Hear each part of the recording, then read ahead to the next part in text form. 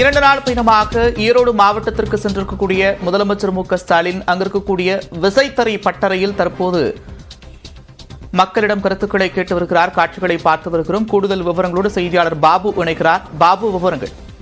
2 நாள் பயணமாக ஈரோடு வருகை தந்த தமிழக முதல்வர் இன்று மாலை ஈரோடு மேட்டுக்கடை அருகே உள்ள தங்கம் மகாலில் திமுக ஆலோசனையில் ஈடுபட்டு வருகிறார். அதற்கு முன்னதாக வரும் வழியில் மேட்டுக்கடையில் உள்ள சிவகுமார் என்பவருக்கு சொந்தமான தறிப்பட்டறையில் திடீர் ஆய்வு மேற்கொண்டார். அப்போது அங்கிருந்த தறி தொழிலாளர்களிடம் அவர்களுடைய கேட்டிருந்தவர்.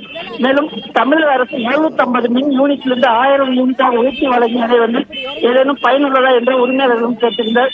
அதற்கு தறி தொழிலாளர்கள் தமிழக அரசு வழங்கும் 1000 யூனிட் இலவச மின்சாரம் மிகவும் பயனுள்ளதாக தெரிவித்தனர்.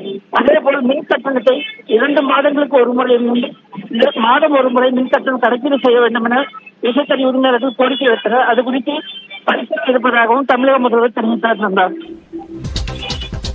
நன்றி பாபு, விவரங்களுக்கு.